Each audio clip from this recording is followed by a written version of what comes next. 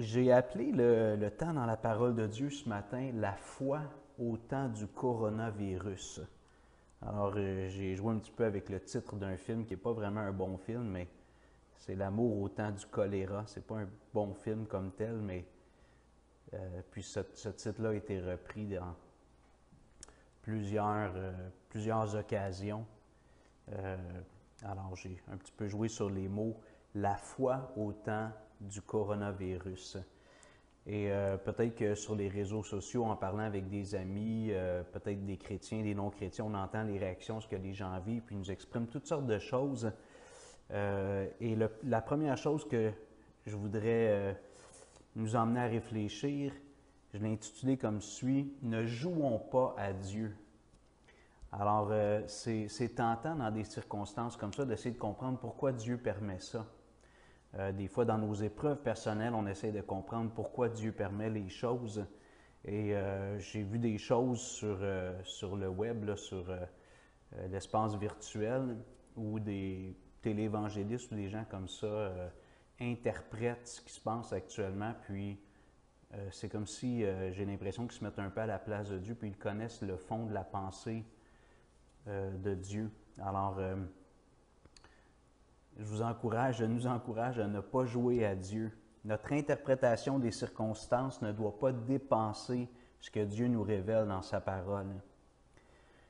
Pourquoi est-ce que Dieu permet cette pandémie-là actuellement? Je ne le sais pas, c'est pas écrit.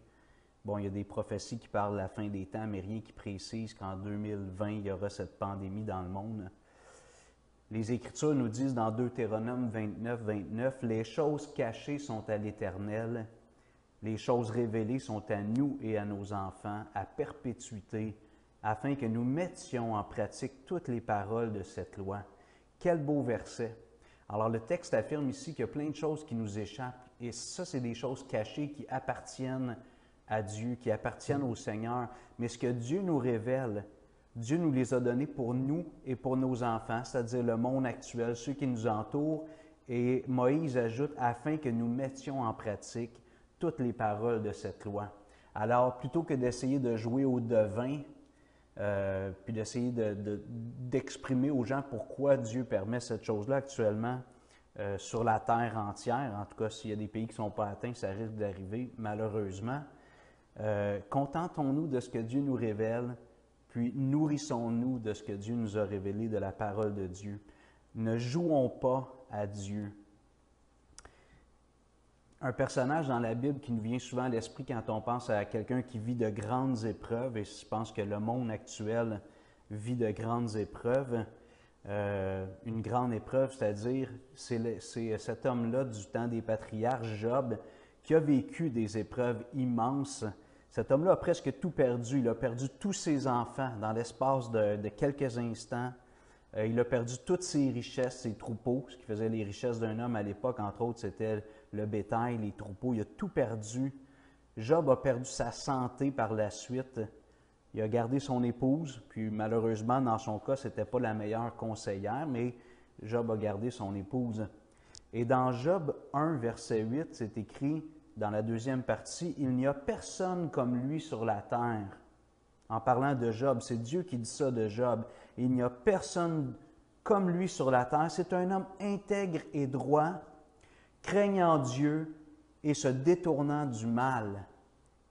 Alors, s'il y a un homme à cette époque qui si vous permettez, ne méritait pas ces immenses épreuves, c'était bien Job. Dieu dit de lui qu'il n'y a personne comme lui sur la terre en ce qui concerne son intégrité, sa droiture. C'est un homme droit. Mais Job a vécu ces épreuves immenses, et dans le reste du livre, on voit ses questionnements, on voit des conseillers qui essayent de le consoler, pas toujours avec les bonnes paroles, mais Job questionne Dieu. Il est dans l'incompréhension. Il ne comprend pas pourquoi cela lui arrive. Et si vous avez vos Bibles, je vous invite à tourner à la fin du chapitre, Job 38. On voit quelques versets, donc je vous laisse quelques instants. Job chapitre 38.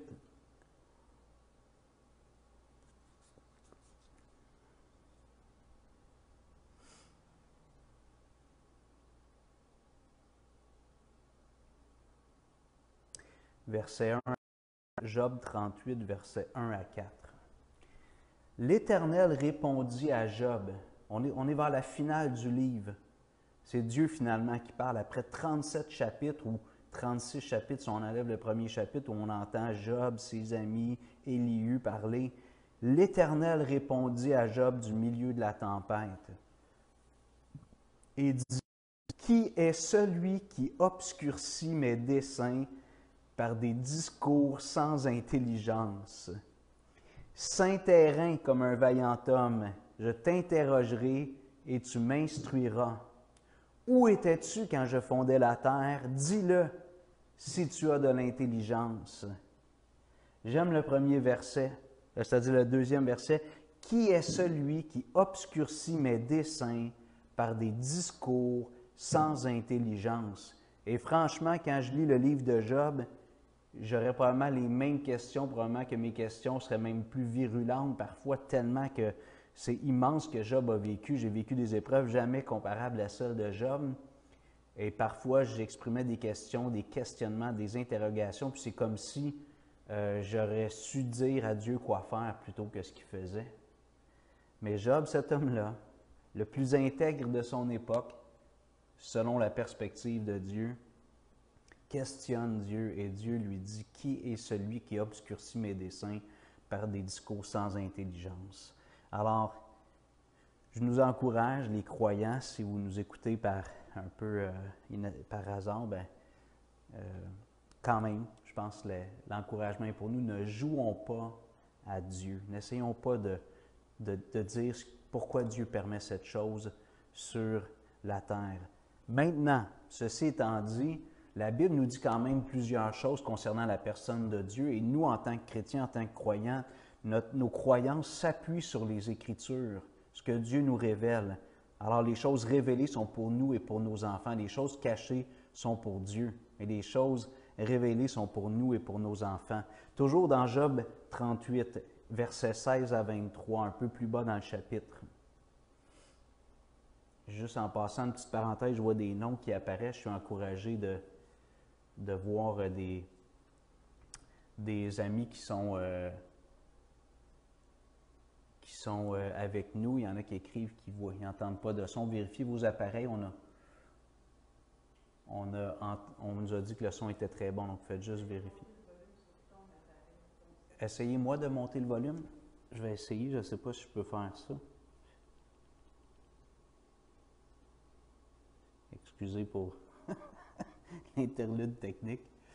Je ne vois pas où je peux faire ça. Ça ne sera pas long. Moi, je l'ai fait, le volume sur le côté. OK. Alors, il y en a qui nous disent qu'ils nous entendent bien. Vérifiez. Peut-être que vous devez cliquer sur la vidéo. Des fois, si vous voyez du mouvement, mais si vous ne cliquez pas, vous ne touchez pas aux vidéos, le son, il ne part pas. Ça fait la même chose avec YouTube. Alors, ceux qui ne nous entendent pas, si vous êtes sur une tablette ou un appareil tactile, touchez aux vidéos, le son devrait, puis monter le son de votre appareil. Il y en a plusieurs qui nous ont dit que le son était bon. Donc, il semble que de notre côté, la transmission est bonne. Je suis désolé, on s'ajuste tout le monde. Alors, Job 38. Nous savons que Dieu connaît tout et que bien des choses sont des mystères pour l'être humain. Toujours dans cette réponse de Dieu à Job, versets 16 à 23. « As-tu pénétré jusqu'aux sources de la terre? » C'est Dieu qui interroge Job. « T'es-tu promené dans les profondeurs de l'abîme? Les portes de la mort t'ont-elles été ouvertes? As-tu vu les portes de l'ombre de la mort? As-tu embrassé du regard l'étendue de la terre? Parle, si tu sais toutes ces choses. Où est le chemin qui conduit au séjour de la lumière?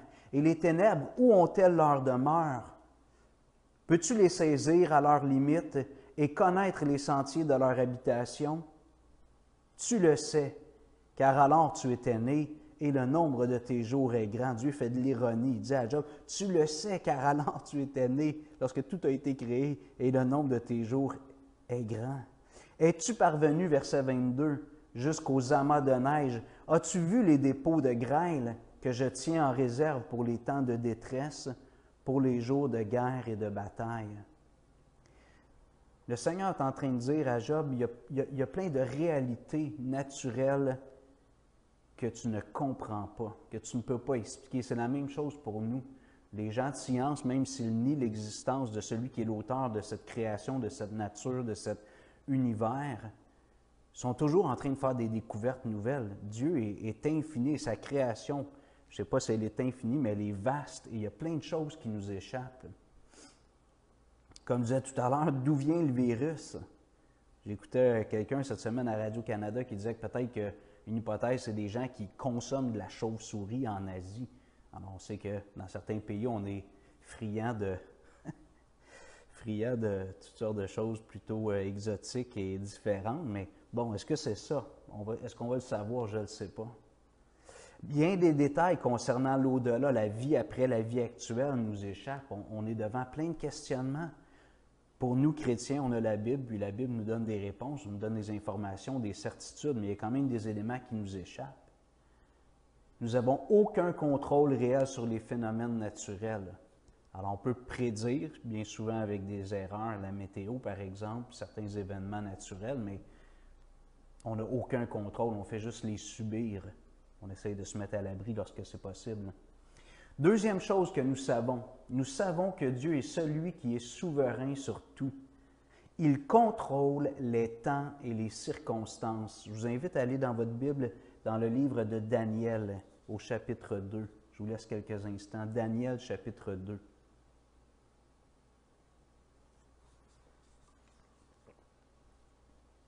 Verset 19.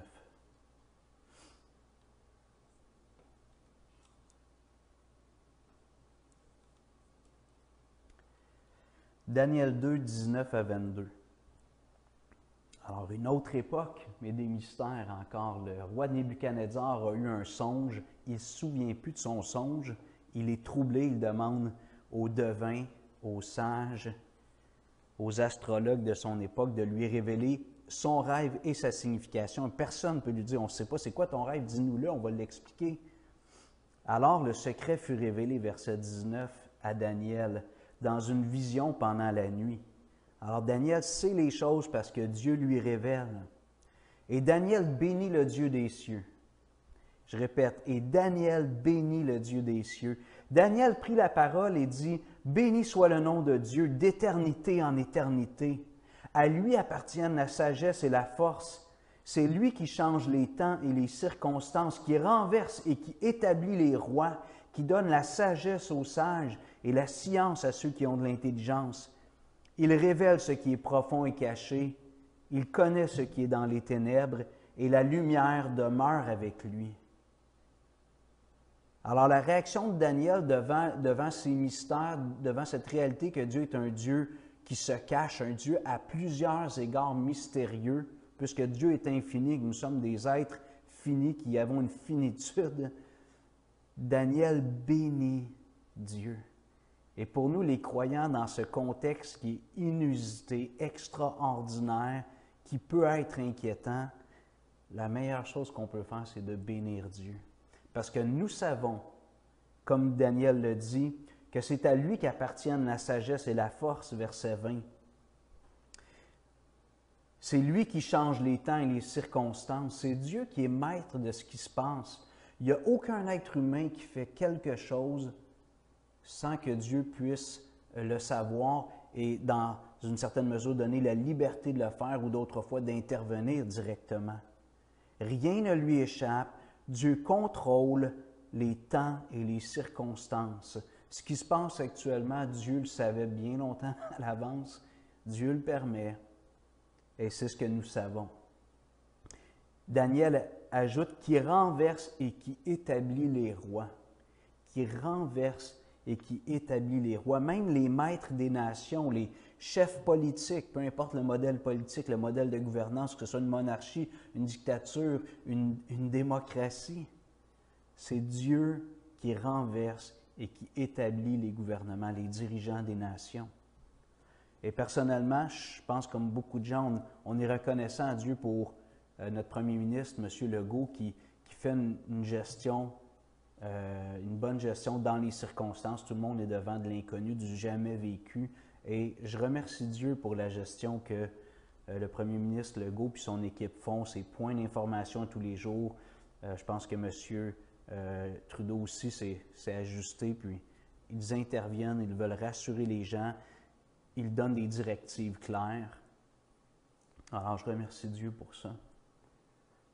Ensuite, Daniel, toujours au verset 21, dit qu'il donne la sagesse aux sages et la science à ceux qui ont de l'intelligence. C'est Dieu qui nous donne l'intelligence pour comprendre les choses, et je vais revenir tout à l'heure avec un autre verset sur cet aspect-là, mais c'est Dieu qui donne l'intelligence aussi aux médecins, aux gens qui travaillent dans les laboratoires, qui essayent d'identifier, de trouver des solutions, qui nous proposent, et par moments, qui nous donnent des directives de la part des gouvernements pour éviter que d'autres personnes soient infectées ou de réduire le nombre d'infections. Au verset 22, « Il révèle ce qui est profond et caché, il connaît ce qui est dans les ténèbres, et la lumière demeure avec lui. » Notre Dieu connaît tout. C'est le Dieu omniscient, rien ne lui échappe, il est pleinement souverain. Une troisième chose que nous savons que Dieu a donné la capacité aux hommes de traiter certains maux. Cela vient de lui. Et j'aimerais ajouter, écoutons cette science.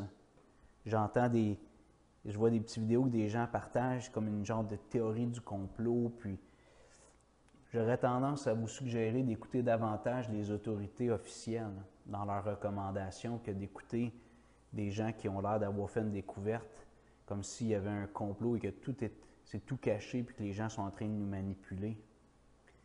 Alors, Job nous dit, je reviens dans Job 38, peut-être pas nécessaire de tourner, seulement un verset. C'est toujours Dieu qui parle de lui-même. Il dit, « Qui a mis la sagesse dans le cœur ou qui a donné l'intelligence à l'esprit? » Sa question est rhétorique. La réponse, c'est Dieu qui accorde cette intelligence.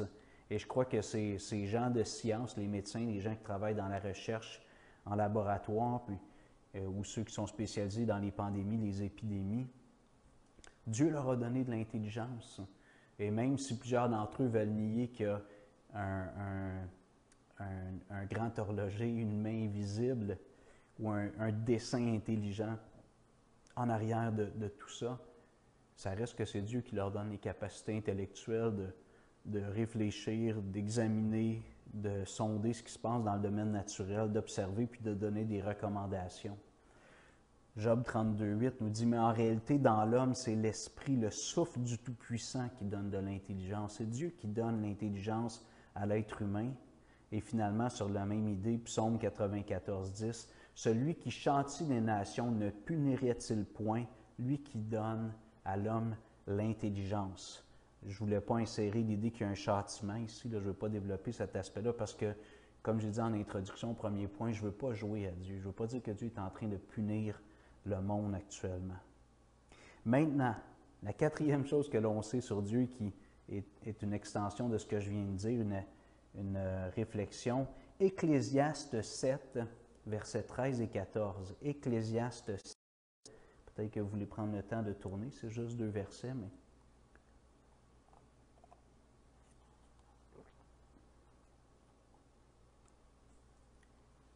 Ecclésiaste 7, versets 13 et 14. Alors justement, un homme qui de son temps était le plus sage de son temps, un homme vraiment intelligent. Selon le monde, Salomon était un homme extrêmement brillant.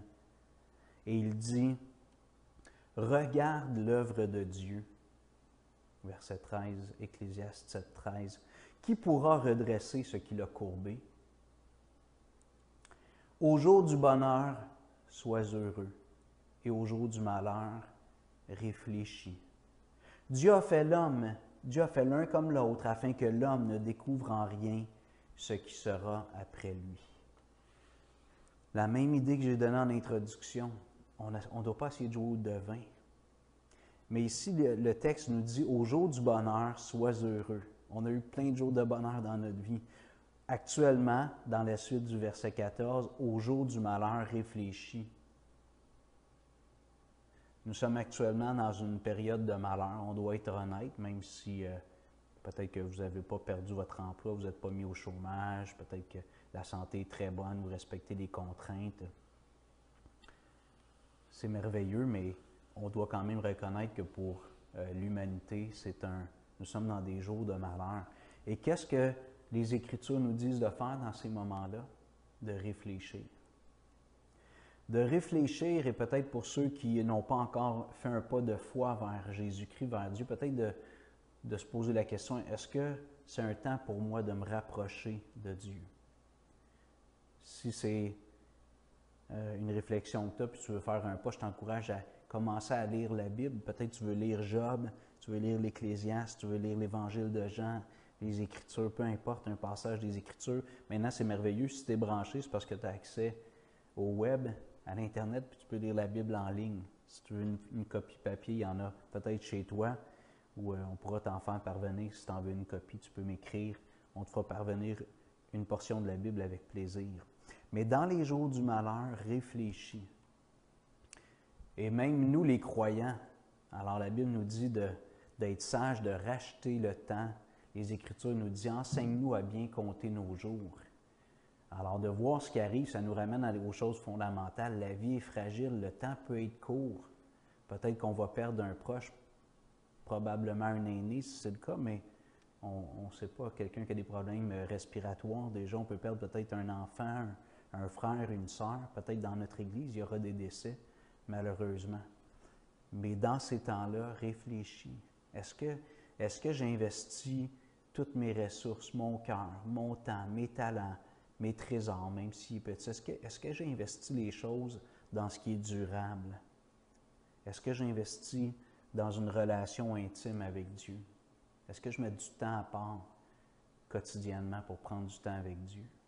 Est-ce que j'investis dans les relations des personnes qui sont chères autour de moi? Au jour du malheur, réfléchis. Alors, je répète rapidement, premièrement, ne jouons pas à Dieu. Les choses cachées appartiennent à l'Éternel. Les choses révélées sont pour nous et nos enfants. Appuyons-nous sur ce que nous savons de Dieu. Première chose que j'ai mentionnée, nous savons que Dieu connaît tout et que bien des choses sont des mystères. On doit l'accepter. Deuxièmement, nous savons que Dieu est celui qui est souverain sur tout. Il contrôle les temps et les circonstances. Dieu n'a pas perdu le contrôle. Comme croyant, je peux être rassuré, puis être serein, avoir la paix. Troisièmement, nous savons que Dieu a donné la capacité aux hommes de traiter certains maux. Ça vient de lui. L'intelligence est un cadeau qui vient de Dieu. Les capacités d'analyser la nature, de faire des observations. Alors, les médecins, les gens au niveau sanitaire, au niveau de la santé, nous font des recommandations de faire ce qu'ils appellent la distanciation sociale. Pour l'instant, ça viendra peut-être à la quarantaine imposée, mais écoutons autant que possible ces gens qui ont de l'expertise. À chaque fois, les gouvernements, lorsqu'ils font leur point d'information, ils nous disent que leur barème, c'est les spécialistes au niveau de la santé, au niveau sanitaire. Et finalement, nous savons que le jour du malheur est un jour pour réfléchir. Que l'on soit déjà chrétien ou pas encore, prenons le temps de réfléchir. Une autre réflexion que j'aimerais vous partager à partir de 2 Samuel, si vous voulez aller dans vos Bibles à 2 Samuel, chapitre 24.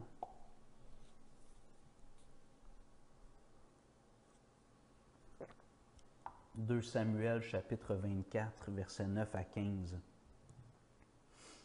C'est un passage qui m'a toujours fasciné et je trouve qu'il y a une grande vérité à retenir. Lorsque David a demandé à Joab de faire le recensement, ça allait très bien. David avait eu beaucoup de succès, le roi David dans l'Ancien Testament, le roi d'Israël.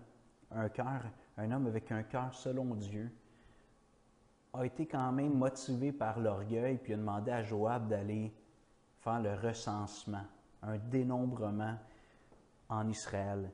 Et il y avait quelque chose dans ça d'orgueilleux, de vouloir avoir des chiffres, puis de se glorifier en quelque sorte dans son cœur, dans son âme, de ces chiffres.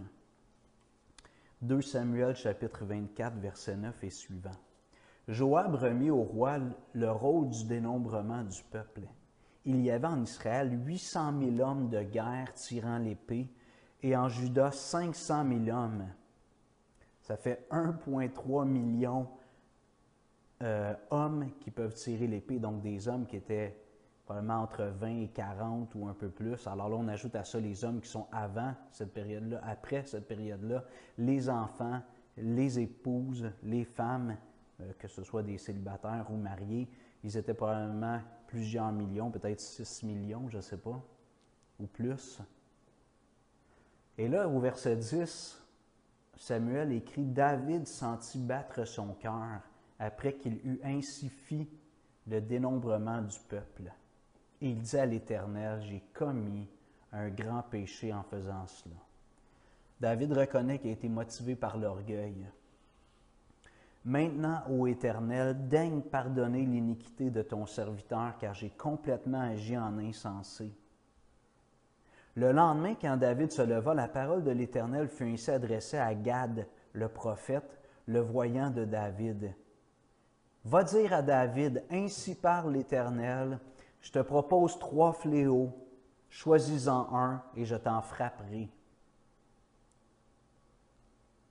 Gad alla vers David et lui fit connaître la chose en disant, « Veux-tu 7 années de famine dans ton pays? » Première option, 7 années de famine, ou bien 3 mois de fuite devant tes ennemis qui te poursuivront, ou bien 3 jours de peste dans ton pays. Pandémie, la peste. Maintenant choisis et vois ce que je dois répondre à celui qui m'envoie.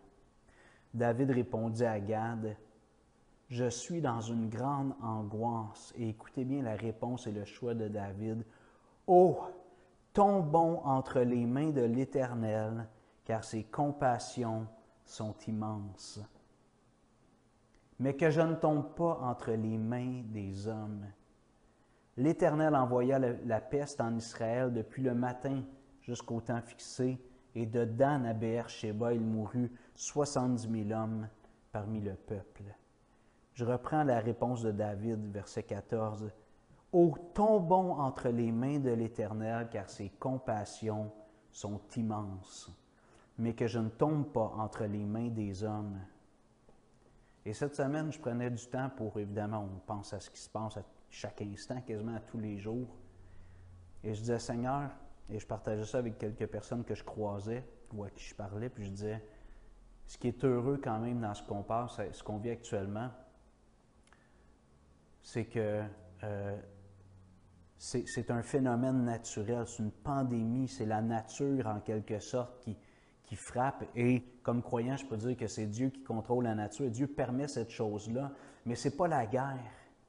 Et je relisais des grandes périodes de l'histoire de l'humanité. Et durant la Deuxième Guerre mondiale, il y a eu environ 60 millions de morts. Et c'est dû à la cruauté humaine, à la guerre. Je ne dis pas que ceux qui ont répondu à l'envahisseur ont mal agi, mais tout ça vient de la méchanceté humaine, d'un désir de possession, de conquête, une haine viscérale envers des groupes particuliers parmi les humains. Alors je me disais, bien Seigneur, au moins, ce n'est pas la méchanceté humaine. Je n'ai pas à craindre dans ma maison que des gens armés viennent essayer de nous battre, nous abuser, nous tuer, voler nos biens, faire du mal à mon épouse, à nos filles, à nos fils. On est entre les mains de Dieu. Dieu permet la chose, la raison, je ne le sais pas. Et je n'essayerai pas de deviner, comme j'ai dit à plusieurs reprises, mais ce que je veux faire, entre autres, c'est de réfléchir dans ces moments-là. Entre autres, de remercier Dieu de ce que ce n'est pas la guerre. Ce n'est pas la guerre qui va faire peut-être tant de morts. Cependant, je veux quand même nous rappeler, c'est quand même un sujet de réjouissance pour les croyants du fait que, je pense pour tous les êtres humains, je l'espère. Je pense que c'est absolument dramatique ce qui se passe. L'Italie, c'est vraiment triste ce qui se passe là. Et nos gouvernements veulent éviter que ça arrive avec une telle ampleur ici au Canada. Mais il y a eu la grippe espagnole, vous avez déjà entendu peut-être parler de cela, 1918-1919, dû à une souche H1N1 qui a fait entre 20 et 50 millions de morts. Je sais que l'écart est grand, mais c'est ce que l'Institut... non, ça c'est, je m'excuse, c'est une autre information, mais entre 20 et 50 millions de morts, puis certains plus pessimistes disent qu'il y a peut-être eu même jusqu'à 100 millions de morts. La grippe espagnole, C'était une grippe qui s'est répandue surtout en Europe, mais aussi dans d'autres régions du monde, en Asie, qui a fait des dizaines de millions de morts, peut-être même 100 millions de morts. C'est une pandémie, ce n'est pas la guerre. Alors les pandémies peuvent être dramatiques. Avant elle, il y a eu la peste noire au Moyen Âge, au milieu du 14e siècle, qui a tué entre 30 et 50 % des Européens en 5 ans. En 5 ans, entre 30 et 50 % des gens d'Europe sont morts à cause de la peste noire, faisant environ 25 millions de victimes. Toujours, je pense, Wikipédia nous dit « Ses conséquences sur la civilisation européenne sont sévères et longues, d'autant que cette première vague est considérée comme le début explosif et dévastateur de la deuxième pandémie, du reste qui durera de façon plus sporadique jusqu'au début du 14e siècle. » Et le dernier point que j'aimerais partager avec vous ce matin, c'est comment réagir.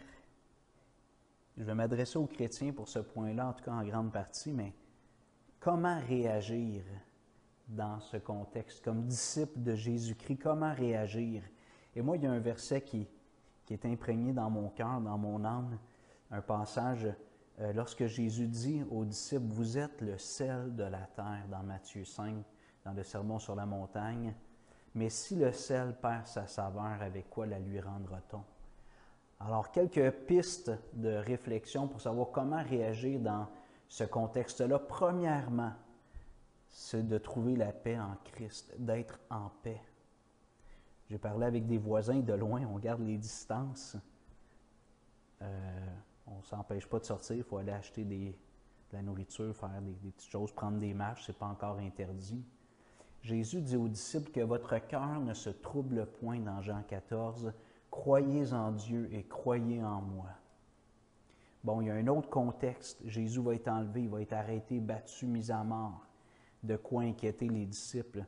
Mais Jésus dit aux disciples que votre cœur ne se trouble point. Croyez en Dieu, croyez en moi. Il y a plusieurs demeures dans la maison de mon Père. Si cela n'était pas, je vous l'aurais dit, je vais vous préparer une place. Et lorsque je m'en serai allé et que je vous aurai préparé une place, je reviendrai et je vous prendrai avec moi afin que là où je suis, vous y soyez aussi. Alors, comme chrétiens, on a la paix. Et on sait que la vie actuelle, c'est un pèlerinage. Pierre nous dit que nous sommes des voyageurs. Nous sommes des sans domicile fixe sur la terre, même si on a une adresse. Notre cité permanente est dans les cieux.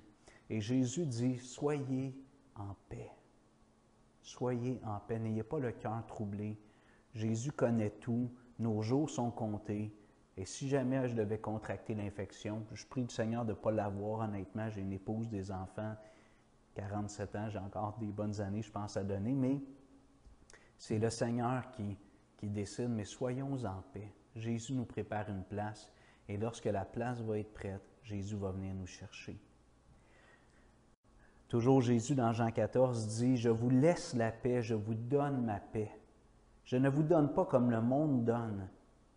Que votre cœur ne se trouble point et ne s'alarme point. » Jésus donne des directives aux disciples. C'est comme un commandement en quelque sorte.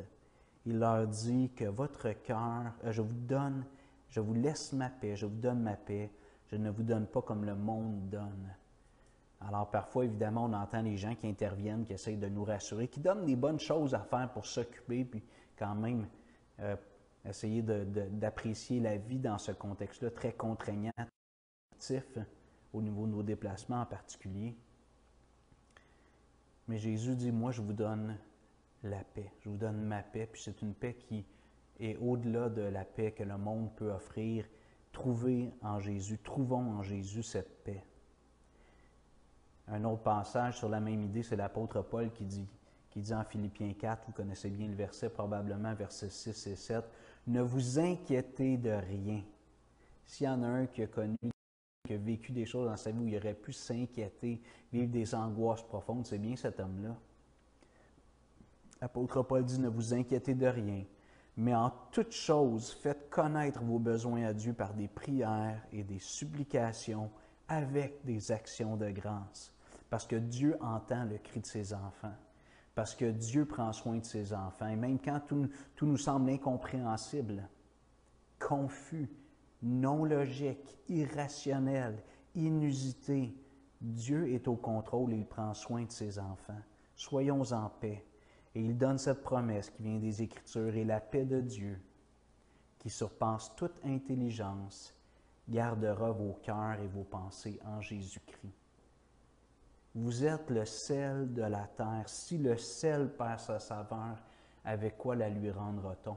Et je m'exhorte en vous disant ça ce matin, je m'exhorte, moi le premier, Hugo, trouve la paix en Jésus dans les circonstances. Et je vais pouvoir apporter cette saveur chrétienne dans notre monde, parce que je suis, avec tous les autres chrétiens, le sel de la terre. 4 choses, ça c'était mon premier, d'être en paix, mais ensuite 4 choses à faire dans notre contexte.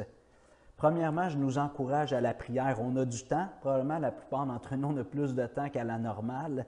Ceux qui étaient déjà à la retraite, les pensionnés, soyez passionnés pour la prière, mettez du temps. Peut-être que pour vous, ça ne change pas tant que ça, mis à part les déplacements, mais en tout cas, on vit des contraintes qu'on ne vivait pas chacun d'entre nous, pour certains plus, d'autres moins. Mais prions pour nous, pour moi, pour l'Église, nos familles, prions pour tous. Remettons nos vies et ce drame entre les mains du Seigneur. On peut prier pour le monde. Et moi, je prie une prière que je fais quotidiennement, c'est je te prie, Dieu, que plein de personnes se tournent vers toi dans cette grande pandémie, dans ce grand drame, ce grand malheur qui nous frappe. Je prie pour que des millions de personnes se tournent vers Dieu, voyant la fragilité de la vie, qu'ils cherchent des réponses au-delà de ce que l'intelligence humaine peut donner. Prions pour sa miséricorde, comme David a dit, j'aime mieux tomber entre les mains de Dieu. Dieu est miséricordieux. Demandons au Seigneur de nous faire miséricorde et d'épargner des millions de vies aussi, et plutôt de les transporter dans le royaume de son Fils bien-aimé. Prions pour nos dirigeants humains, que ces hommes, M. Legault, M. Trudeau, Mme Plante, peu importe où on habite, nos dirigeants politiques, Paul nous dit de prier pour les dirigeants, parce que Dieu veut que tous les hommes soient sauvés. Prions pour leur salut, qu'eux-mêmes, probablement bien souvent dépassés, fatigués, vont être usés. Là, ça commence. Ça va durer probablement quelques semaines, quelques mois. Ça, c'est dans le plus optimiste, quelques mois, 2-3 mois. Prions pour eux, ces gens-là ont besoin d'intelligence, mais prions qu'ils cherchent Dieu. Nos dirigeants actuellement sont plutôt des apôtres de la laïcité. Peut-être que le Seigneur pourrait ouvrir les yeux de leur cœur et qu'ils puissent chercher Dieu dans ce temps de malheur.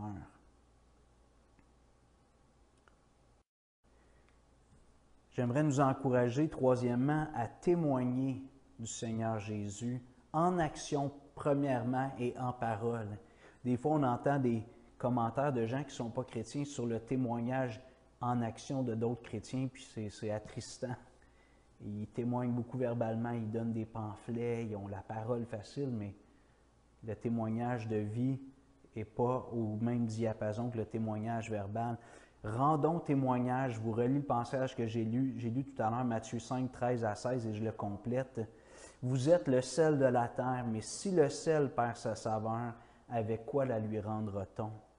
Il ne sert plus qu'à être jeté dehors et foulé aux pieds par les hommes. Vous êtes la lumière du monde, une autre métaphore. Vous êtes la lumière du monde. Une ville située sur une montagne ne peut être cachée. Et on n'allume pas une lampe pour la mettre sous le boisseau, mais on la met sur le chandelier, elle éclaire tous ceux qui sont dans la maison. Et Jésus nous donne une directive, que votre lumière luise, brillez, brillez devant les hommes, afin qu'ils voient vos bonnes œuvres et qu'ils glorifient votre Père qui est dans les cieux, qu'ils voient vos bonnes œuvres. Le témoignage verbal est essentiel. Il faut annoncer le message. L'Évangile, c'est un bon message. Il faut quelque chose qui soit vocalisé, verbalisé par écrit, par la bouche. Mais Jésus dit, vous êtes la lumière du monde et que les hommes voient vos bonnes œuvres. Alors, si Jésus a en quelque sorte l'idée d'une proclamation là-dedans, c'est loin d'être clair, c'est peut-être subtil. Une chose est certaine, il parle d'avoir un bon témoignage dans ces circonstances. Et je vous propose, je reviens avec mon premier point, peut-être ne pas diffuser sur les réseaux sociaux que Dieu est en train de punir les êtres humains, parce qu'on ne le sait pas. On ne sait pas pourquoi ça arrive. Une chose est certaine, au jour du malheur, réfléchis. Dieu est pleinement au contrôle. On peut le dire aux gens, je sais que Dieu est au contrôle, j'ai confiance en lui, et que je meurs du coronavirus, ou que je meurs d'un cancer, d'un accident de voiture, d'un infarctus, je sais où je vais. Jésus me prépare une place. Et j'ai la paix dans ces jours de malheur.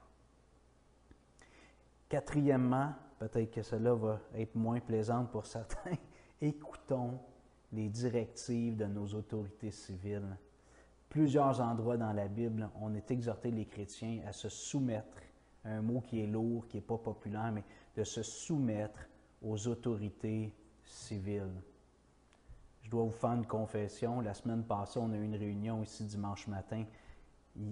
Le mot d'ordre à ce point-là, je pense pas que j'ai manqué, mais j'ai lutté pendant quelques instants, c'était on interdit les rassemblements de 250 personnes et plus. Ici à l'église, dans le meilleur, on est 75 peut-être. Alors je me suis dit, on peut se réunir. Puis après ça, lentement, le discours a commencé à changer. Même dimanche, plus tard, au point d'information de M. Legault, il faut éviter les rassemblements. Et là, moi, j'ai lutté. Je dis, non, on est 250 et plus. On est moins de 250, je m'excuse. On peut se réunir, tu sais. Il y a de la place, on peut laisser de la place. On n'était pas nombreux dimanche passé, on était peut-être 20, 25. Il y a de la place pour laisser une chaise ou deux entre chaque personne, pas de problème. Mais en discutant avec mon épouse et avec d'autres personnes, le dimanche, en priant, en réfléchissant, lundi matin, je suis venu à la conviction que j'aime mes frères et sœurs. On a plusieurs aînés à l'Église ici. Je ne voudrais pas les encourager à venir à nos réunions, puis qu'ils attrapent le virus. Et la Bible nous dit que la prudence, c'est une bonne chose. C'est de la sagesse. Et la sagesse est dans le grand nombre de conseillers. Et nos conseillers sur le plan sanitaire et au niveau de la santé nous disent évitez les contacts sociaux en personne actuellement. Faites-les par la voie des ondes. Pierre nous dit ayez au milieu des païens, un peu un écho de ce que Jésus dit dans Matthieu 5, ayez au milieu des païens une bonne conduite, afin que là même où ils vous calomnient, comme si vous étiez des malfaiteurs, il remarque vos bonnes œuvres et glorifie Dieu au jour où il les visitera. Heureusement, lundi matin, j'ai pris la décision, j'ai envoyé un courriel, j'ai parlé avec André Rousseau, puis on a décidé d'annuler les réunions, du moins pour un temps. On va suivre les directives. Un jour ou deux après, il y avait un point d'information, puis M. Legault précisait les lieux de culte. Et un journaliste a demandé pourquoi vous précisez, mais il a dit c'est parce qu'il y en a qui se réunissent encore. J'étais content d'être venu à cette décision-là et de ne pas avoir la honte d'être inclus. Donc la décision était prise. Pierre ajoute au verset 13, « Soyez soumis à cause du Seigneur, à toute autorité établie parmi les hommes, soit au roi comme souverain, soit au gouverneur comme envoyé par lui, pour punir les malfaiteurs et pour approuver les gens de bien. » Quatrièmement, soyons soumis à nos autorités. Respectons les directives. Chacun va rendre compte pour lui-même. Ces gens-là vont rendre compte à Dieu aussi. Comment ils ont administré une nation, un pays, une province, une ville. Laissons-les rendre des comptes à Dieu. Ma part, c'est de suivre leurs directives dans la mesure où ils ne me demandent pas de désobéir d'une façon évidente au Seigneur, qui est l'autorité au-dessus de toutes les autres. Ça, c'était mon troisième point, je m'excuse. Et le quatrième, j'aimerais vous encourager, et je suis content de voir, il y a 18 personnes actuellement qui sont connectées. On pourrait être plus nombreux, peut-être la semaine prochaine on sera plus nombreux, mais restez connectés avec l'Église. Alors, vous avez déjà entendu l'image d'un tison qu'on enlève du feu puis qu'on met à côté, sa flamme va s'éteindre. Le tison va finir par s'éteindre, mais s'il est avec plein d'autres tisons qui eux aussi sont en feu, le tison va garder sa flamme. Alors, je vous encourage à rester connectés avec l'Église locale. S'il y a des gens qui nous regardent qui ne sont pas de notre Église, qui appartiennent à une autre Église, vous êtes bienvenus. Mais si votre Église est en train de mettre en place des moyens d'être en contact avec eux, nous, on a fait une réunion de prière mercredi soir avec Facebook live, pas live, un groupe en vidéo. On va essayer je vais m'abonner avec Zoom, je vais juste dire ça comme ça, peut-être qu'il y en a que ça fait longtemps qu'ils y sont, mais pour pouvoir faire justement des rencontres comme ça par les ondes, mais avec un support qui est plus robuste alors il semble que Zoom, là, j'ai eu une rencontre à 30 personnes cette semaine, puis c'était formidable, c'était bien, évidemment, il faut avoir une bonne connexion Internet. Bien-aimés, chers amis, je récapitule rapidement. Premièrement, ne jouons pas à Dieu. N'essayons pas de deviner, de proclamer à tous pourquoi Dieu permet le coronavirus. Surtout, par exemple, de dire que c'est un jugement que Dieu est en train de punir. Ce n'est pas révélé. Deuxièmement, appuyons-nous sur ce que nous savons de Dieu, ce que la Bible dit. Dieu est au contrôle. Dieu est celui qui contrôle les circonstances et les temps. Il y a des choses mystérieuses que Dieu ne nous révèle pas et on doit l'accepter. On sait que Dieu donne la science, la capacité, l'intelligence à des hommes, des femmes pour étudier la nature et pour tirer des conclusions. Écoutons-les, suivons les recommandations au niveau sanitaire. On sait aussi que le jour du malheur, c'est pour réfléchir. Chacun d'entre nous, prenons le temps de réfléchir. Ce n'est pas des temps de joie, même si on est dans la joie puis on a la paix en Christ. C'est un temps pour réfléchir pour chacun d'entre nous. Mieux vaut tomber entre les mains du Seigneur que de tomber entre les mains des hommes. On peut se réjouir du fait que ce qu'on vit actuellement, ce n'est pas la guerre. Ça peut être aussi dramatique dans le nombre de morts. Les pandémies du passé nous le disent. Mais au moins, on est entre les mains de Dieu qui est miséricordieux. Et quatrièmement, soyons le sel de la terre, la lumière du monde. Je vais prier pour terminer, puis on aura un dernier cantique avec la trame, si vous voulez l'écouter, avec les paroles à l'envers. Je suis désolé, on va essayer de régler ça pour la semaine prochaine. Prions. Seigneur, nous voulons te remercier parce que tu nous donnes ta paix. Seigneur, merci de me donner ta paix dans les circonstances. Jusqu'à date, je suis serein. Et je te prie de m'aider à rester dans cet état d'esprit, cette confiance, cette foi en toi. Bon, nous, nos enfants sont adultes maintenant, donc ce n'est pas dans les tranches d'âge les plus touchées, mais nos parents ont 70 ans et plus. Et c'est dans les tranches d'âge les plus touchées. Protégeons-les. Encourageons-les à suivre les recommandations, à sortir le moins possible, à être prudents. Mets ta main sur nos aînés, dans notre Église, dans nos familles. On les aime et on aimerait qu'ils soient préservés de ce virus, Seigneur. Seigneur, donne-nous de ne pas jouer au devin, de ne pas jouer à Dieu, mais de proclamer l'Évangile de la grâce. Premièrement, par un bon témoignage vécu et aussi bien supporté, évidemment, par un témoignage verbal au bon moment. Comme Pierre dit, d'avoir la sagesse pour répondre avec sagesse, avec discernement à quiconque nous demande raison de cette paix, de cette espérance qui est en nous. Seigneur, bénis notre Église et je te prie que les chrétiens ne s'isolent pas malgré le contexte. Il y a des moyens. À la limite, pour des personnes qui n'ont pas l'Internet, il y a le téléphone. Appelons-nous, encourageons-nous, prions ensemble. Et pour tous ceux qui ont une connexion Internet, bien, c'est fantastique, on a encore plus de possibilités, c'est décuplé. On peut se voir, on peut avoir des réunions. Alors Seigneur, on te remet tout cela, on te prie pour M. Trudeau, M. Legault, Mme Plante, les autres dirigeants des villes. Donne-leur la sagesse pour bien nous guider à travers cette pandémie. On te prie pour l'Italie. Il y a plein de pays du tiers-monde qu'on n'entend pas parler. Ça va être catastrophique dans ces pays-là probablement. Ah Seigneur, mets un terme, s'il te plaît, à cela et préserve des vies et attire les gens à toi. C'est ma prière profonde. Attire les gens à toi. Dans le jour du malheur, réfléchis.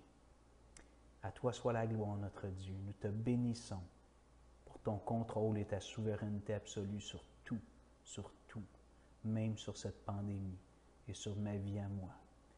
Nous te prions, notre Dieu, notre Père, au nom de Jésus-Christ. Amen.